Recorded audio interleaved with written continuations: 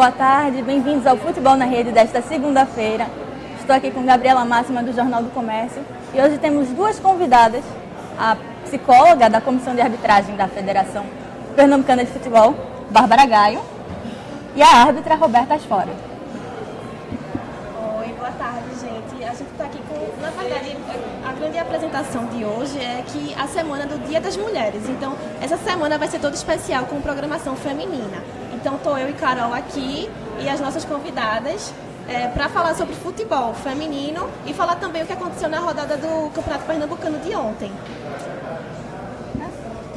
Então, primeiro falar com você, Roberta. Agora que você entrou para o quadro da federação, como é que... Primeiro fala um pouquinho de como é que você chegou agora a isso, antes você era árbitra amadora. Como é que foi isso? Assim, é porque eu gostava muito de futebol, né? Acompanhava os jogos, tudo. Vi que estava tendo um espaço para feminino. E aí a federação deu oportunidade pra gente, fez o curso, eu entrei no curso, me formei. Antes eu era só formada em educação física, não tinha nada de amadora, nada. Eu nunca tinha arbitrado nada, nunca tinha feito nada. Aí com o curso a gente sai apta a ficar no quadro da federação e agora estou aqui. Eu queria te perguntar, assim, uma curiosidade minha, quais são os teus planos agora que tu tá no quadro oficial de árbitras, né? Assim, teus planos, teus sonhos, a longo e a curto prazo. Eu sou adepta de que quem não sonha não realiza. E eu acho que o maior sonho é o máximo de uma profissão. Eu sonho um dia chegar ao quadro da FIFA, que é o topo. Mas lógico que eu estou no começo de um começo. Eu me formei agora no curso, estou entrando no quadro da federação. Então o primeiro passo é o jogo profissional, né?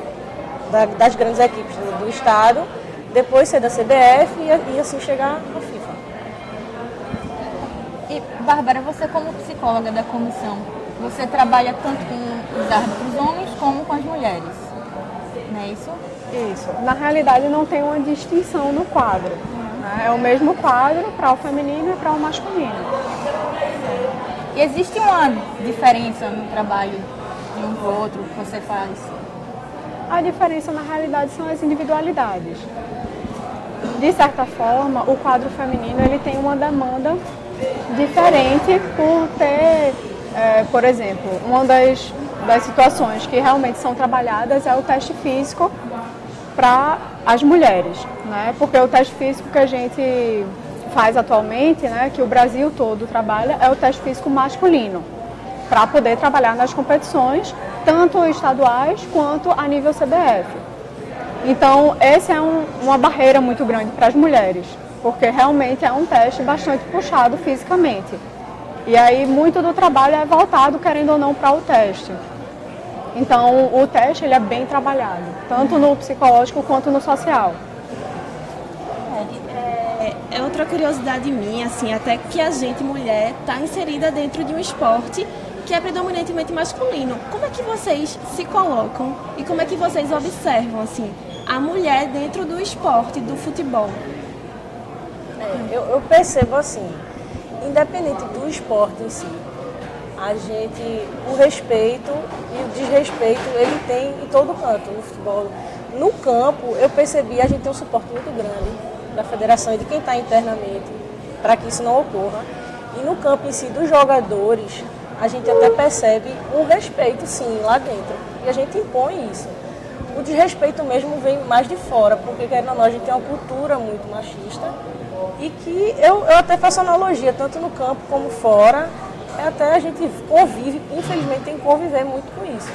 Mas isso não afeta de jeito nenhum. Isso faz com que a gente até queira fazer melhor ainda. Assim, a minha experiência é parecida com a de Roberta, né? Porque a comissão e os árbitros sempre foram muito respeitosos comigo. Só que essa cultura machista, que infelizmente ainda é predominante, né? Ela faz com que cause uma estranheza quando a mulher entra no futebol masculino, né? Porque existe a modalidade feminina também. Então, assim, é um preconceito que está muito arraigado ainda, infelizmente, né? Para quem não sabe, em comemoração também à semana do Dia da Mulher, a CBF vai ter a rodada de abertura do Campeonato Brasileiro, que voltou após alguns anos que não acontecia, o Campeonato Brasileiro, que vai ser no próximo final de semana. Com o formato de 2 divisões agora. No domingo, o Sport e o Vitória estreiam. Os 2 fora de casa, o Sport pega o Audax e o Vitória enfrenta o Grêmio. Vamos dar uma pausa aqui no papo e ver os lances de ontem, que o Santa Cruz venceu, quebrou um jejum de 6 anos que não vencia o Salgueiro lá no Sertão. Dia de jogo no Sertão. Uma equipe querendo ampliar a vantagem na liderança, a outra com o objetivo de subir na tabela. Essa última é quem chega primeiro, com mais força. Só falta um pouco de pontaria, né? Do outro lado, olha o drible que dá o camisa 11 do Salgueiro. Mas com um passe desse aí fica difícil aproveitar, né? Na sequência, falha da defesa do Carcará. A bola chega para Aleph Pitbull, o xodó da torcida, que entende de gol e chuta com categoria. 1-0 Santa Cruz. Uma parada para tomar aquela aguinha e na volta o goleiro Mondragon faz uma defesa esquisita, mas suficiente para afastar o perigo. Agora repara na bola que o Salgueiro dá de graça para o Santa. William Barbio tenta fazer o dele, mas o goleirão espalma para escanteio. Até aí as bolas que chegavam na área do Santa Cruz quase não deram trabalho a Júlio César.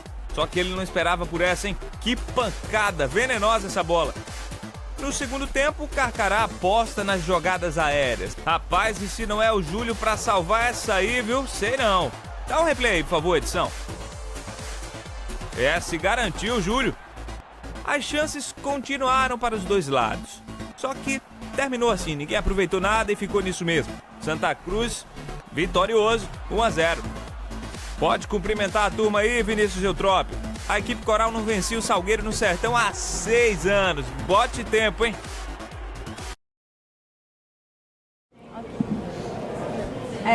O Santa Cruz venceu, né, no Sertão, como o Gabi disse, depois de 6 anos. E o gol saiu logo no começo do primeiro tempo, né? E depois o jogo foi um pouco... O Santa Cruz não conseguiu chegar tanto. E falando um pouco desse jogo, puxando para a questão de arbitragem, Roberta, você já apitou no Sertão? Apitou alguma partida no Sertão? Não tive a oportunidade de trabalhar no Sertão, não. Porque a gente imagina que já tem uma preparação maior por causa do calor, né? Isso. Não, com certeza.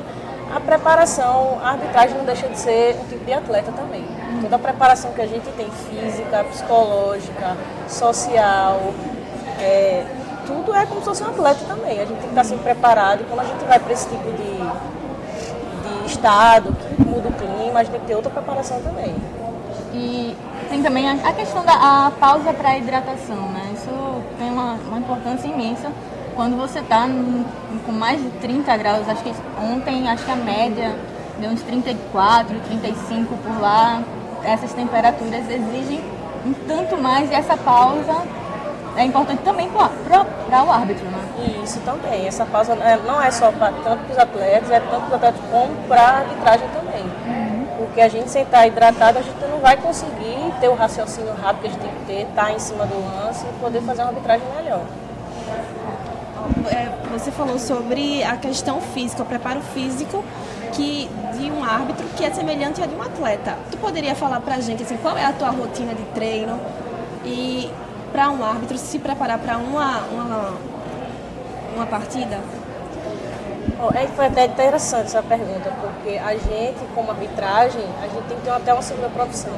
Então, a nossa rotina, tanto a gente tem a profissão, como também tem que fazer tudo de árbitro. A rotina da gente é a rotina de atleta mesmo. A gente tem que ser regrado o horário de tudo, a alimentação, a nutricionista tem que estar com a gente, a parte psicológica, a assistente social está acompanhando a gente também. E aí a gente se prepara sempre antes do jogo,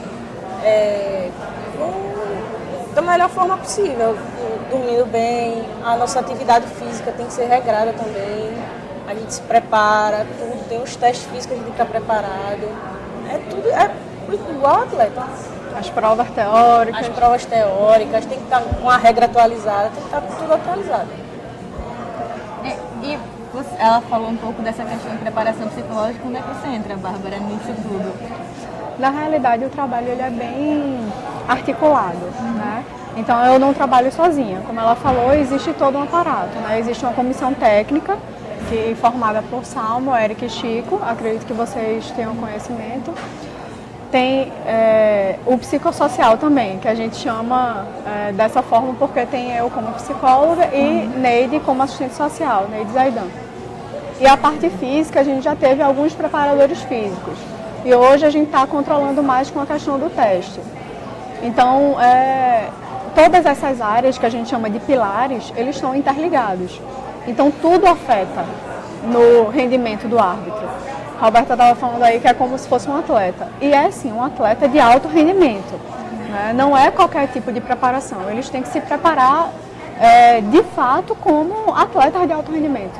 Né? E é assim que a gente trata na psicologia também. Então, a preparação psicológica, ela passa por diferentes fases, né? Dependendo do momento que a gente se encontra. Então, se é uma pré-temporada, a preparação é de uma forma. Se a gente está em temporada, a preparação é de outra forma. Acaba a temporada, é um momento de avaliação. Então, tudo depende também do que a gente está, de que fase a gente está inserido. Vamos dar uma passada rapidinho nos comentários do pessoal que está acompanhando a gente na internet. Só pedindo para mandar um oi, né? A Sara, a Lalazinha, o Thiago Stefano, a Fatinha, o Naldo, obrigada pela audiência de vocês. Continuem com a gente aí, mandando seus comentários. Vamos falar de clássico, né? Ontem a gente teve o clássico, Náutico e Sport, lá na Arena Pernambuco. Roberta, assim, falando de clássico e arbitragem, você pensa em um dia arbitrar um clássico? Tá dentro dos teus objetivos? Com certeza. É um dos, principalmente aqui, que é a região de Pernambuco, é bem fervoroso os clássicos aqui. E aí, com certeza, é uma das metas, a gente querer estar dentro do clássico. Vamos aproveitar essa deixa e mostrar um pouquinho do que aconteceu ontem na vitória do Náutico sobre o Sport. De um lado, alvirrubros confiantes. É time novo, um treinador novo, né? Tem que mudar a nova postura de jogo, tentar a vitória hoje para voltar a confiança da torcida. E depositando as fichas em um certo garoto habilidoso. Eric. Do outro lado, uma massa para ver o time da Ilha do Retiro. Gente como Peterson e Adriele, que garantem que ver o Sport jogar é também programa de casal. É um bom programa, né, pra gente esparecer um pouco a nossa rotina. Casal unido, placar 2-1. 3-0. Divergência no placar, mas não sobre o cara do jogo. Diego Souza. Diego Souza. Nas torcidas, presença maior do torcedor do esporte. Parece até que o Leão é o mandante do jogo. O jogo, por falar nele, começa quente, com o lateral Mansur tomando amarelo logo no primeiro ataque do Náutico. E Magrão defendendo com o pé. A resposta do esporte? Que tal uma bola na trave? Leandro Pereira cabeceou essa. Por isso, ele merece outra chance. E tem, mas perde o gol. Isso foi o que de mais interessante rolou no primeiro tempo. No intervalo, pausa rápida para registro para o observador da comissão técnica da seleção, Matheus, o filho do técnico Tite. O que ele e os torcedores viram foi um segundo tempo mais animado, com o Magrão salvando logo no comecinho, de novo. E Leandro Pereira perdendo outra chance. Pior para o esporte, porque no contra-ataque do Náutico, Eric, aquele pupilo alvirrubro, recebe e toca para Marco Antônio, que com qualidade de fora da área fez isso. Náutico na frente. Os alvirrubros poderiam já comemorar em seguida nesse lance de Dudu, mas o segundo gol do jogo ficou reservado para o garoto. Eric, de cabeça, fez o segundo dele em jogos contra o Sport. 2-0. O rubro-negro reagiu e diminuiu com Ronaldo Alves, marcando contra o ex-time.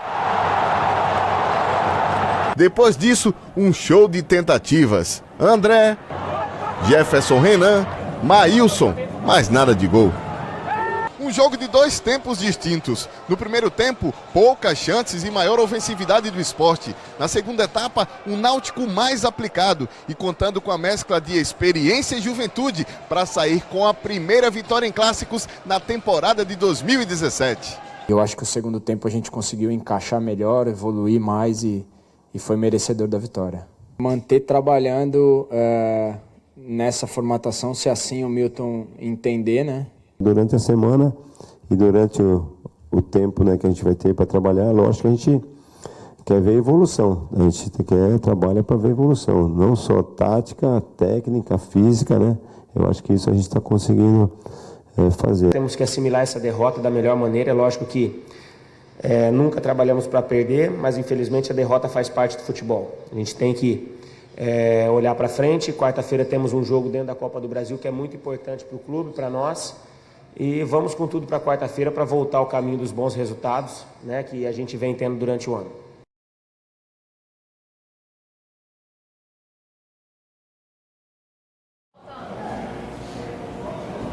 O clássico de ontem, né, a vitória do Náutico por 2-1. E, Roberta, a gente olhando aqui, a gente vê o trabalho do árbitro durante os momentos da partida. Você costuma assistir para dar uma olhada em como é que os colegas trabalham, como é que acontecem os jogos deles?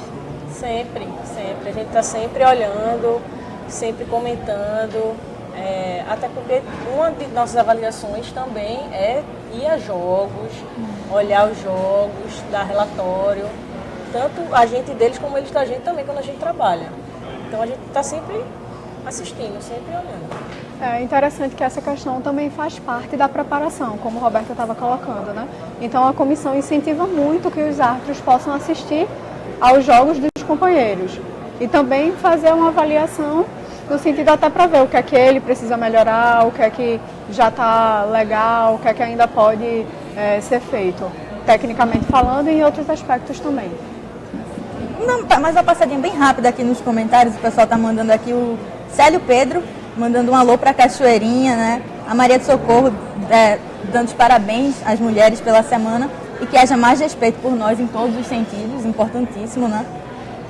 Várias mensagens aqui, o pessoal, um alô para Timbaúba, do Mirtoel. O pessoal, Danilo aqui está dizendo que o Santa vai ser campeão de novo esse ano, vamos esperar para ver, né? Começou o segundo turno do hexagonal, então vamos lá ver até onde vai. Então, além da questão do clássico, ontem também um assunto super comentado foi a presença do filho de Tite, que é membro da comissão técnica da seleção, para observar o jogo e alguns jogadores. A gente estava aqui enquanto o VT estava rodando, a gente estava comentando que esse foi a grande questão. O que foi, Roberta, que você ouviu falar sobre esse assunto? A gente ouviu falar que estava a comissão aqui da seleção para olhar muita gente comentando que seria o Diego Souza, né, que ele foi convocado, mas a gente que entende do futebol sabe que ele estava para ver o futebol em si também, como jogadores do Náutico, ele deve ter olhado, porque ele tem um papel muito importante e é um jogador do Nordeste sendo convocado, então ele puxa a atenção para o futebol do Nordeste, que é muito importante também. E o grande destaque do jogo, assim, que foi até mencionado pelo pessoal da comissão, foi o gol e a presença de campo de Eric, que é o jovem atacante do Náutico, né? Você ouviu falar sobre algum nesse sentido?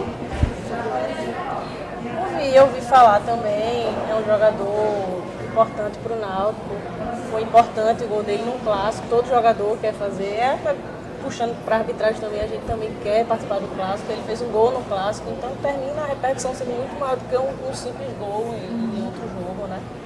Eric fez 3 gols, ele tem 19 anos, é atacante do Náutico, fez 3 gols na temporada, 2 em jogos contra o Sport. Na quarta-feira ele marcou um de pênalti e ontem marcou mais uma vez, o outro foi contra o Belo Jardim. E vamos agora chamar, a gente estava falando aqui, né, da presença do Matheus Rizzi na partida, vamos chamar um pouco, vamos chamar a sonora dele, a entrevista com ele.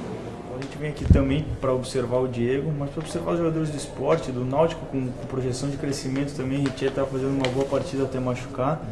E sempre atento ao futebol do Brasil, que é importante, muito importante. Gostei muito da partida do primeiro volante Reinaldo, se não me engano, do Náutico. Ronaldo. Não, do Náutico, Rodrigo Silva, isso? Souza. O Everton Felipe estava fazendo altos e baixos. A partida do Leandro interessante, mas o Ronaldo Alves muito bem, vem acompanhando desde a época do Náutico também, quando a gente estava no Corinthians. Muito interessante, bom seguir a longo prazo, mantendo a atenção desses atletas também.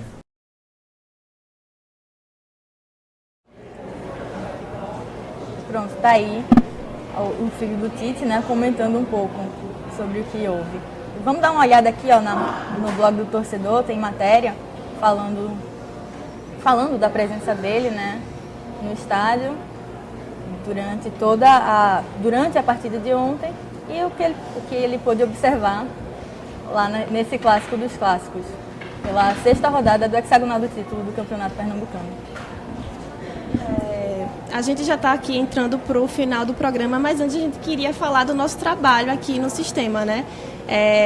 Eu sou Gabriela, eu trabalho no blog Vida Fit, vocês estão vendo aí a página, e além de ser o repórter da editoria de esportes, do jornal também. Então, o blog Vida Fit é falar sobre saúde, atividade física, nutrição, saúde, questões de medicina também. A gente fala tudo para o pessoal ter mais saúde, se movimentar, se alimentar bem, bem-estar, né? Questão de bem-estar. Carol é repórter do blog do torcedor. Repórter do blog do torcedor. Então, acompanhem sempre as notícias do futebol pernambucano lá, né? Náutico, Sport, Santa Cruz, também dos outros times, como é que está o Campeonato Pernambucano, a Copa do Nordeste, também a Copa do Brasil. Vocês podem acompanhar tudo através do blog do torcedor. Pronto, gente, a gente gostaria...